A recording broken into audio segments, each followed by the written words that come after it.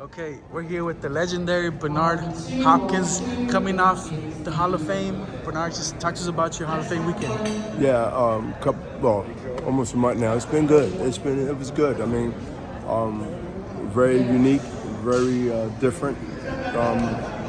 20, 21, and 22. The trilogy. Let me tell you, thanks to Ed Brophy. Ed Brophy is the Hall of Fame. I call him the Hall of Fame captain of the Hall of Fame. He runs the stuff when no one is really like up there, when it's not a Hall of Fame, keeps the boat going.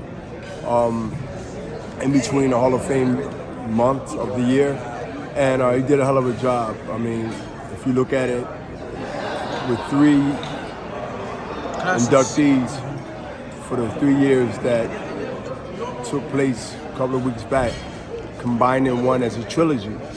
I mean, that I want to say thanks to them. They did a hell of a job. They did a hell of a job and an organized job. So, for sure, but for myself, it was great. It was the greatest of the greats of those 3 years, and going forward to set a blueprint for the fighters today to strive for that. I mean, you must have an end game in everything, and becoming a Hall of Famer is the greatest finishing of an end game in any sport, not just boxing. You can ask a baseball player, basketball player, hockey player, soccer player, any sport. I mean, that is the top of the honors you can receive in any sport to become that. So I'm very proud that I got in that Hall of Fame house. Yeah, it is a very special thing. Only a very few fighters get selected into the Hall of Fame in their respective sports. But I gotta ask you about a guy like Jake Paul. He's in the sport, man. He is drawing eyes. He's bringing in new fans. He's got a fight coming up against, I think Hasim Rahman was in one of the classes. His son's fighting Jake Paul. What are your thoughts on Jake Paul's upcoming fight and just the reality of his situation as a fighter, man, moving forward? He's officially has his boxing license. He's going to be fighting under the rules of boxing, no longer 2 minute rounds of YouTube. So, but let's see. It's still early. I mean, I have to see him fight somebody that we all recognize for talent, not by their names or who they kin is. You have to look at boxing in a way of saying everybody's accountable for their own talents, success, failures, and anything else to come in the middle of that. So right now, the jury is still out. I must see more than the YouTube career, which was excellent for him. Entertainment. But let's see another year or two, maybe it might change. I don't know. But I just think right now it's like the jury's still out. If you have caught any of his fights or highlights, what do you think about his mechanics as a fighter, his technique, his approaches? Do you think he's taking this serious and he is putting? I mean, I'm from Philadelphia. I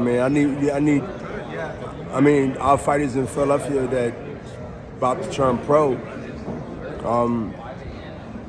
You could see superstardom or superstar talent in them before they even get there, and one of them is we call him Future.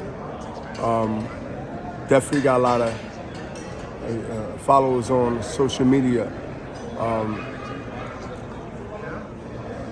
Listen, it takes a lot to even learn and practice boxing, but it takes a hell of a lot to become respected in the world of boxing.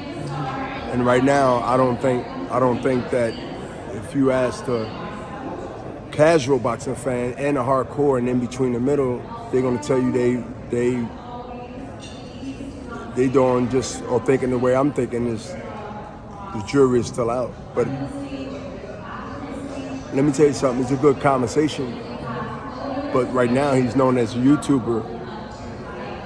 No matter how long and how short the transition been since he's now become on paper, licensed, recognize that I'm stepping over here in this new thing. So look at it as a new career and see what happens here. I look at it as a fight starting from 0-0.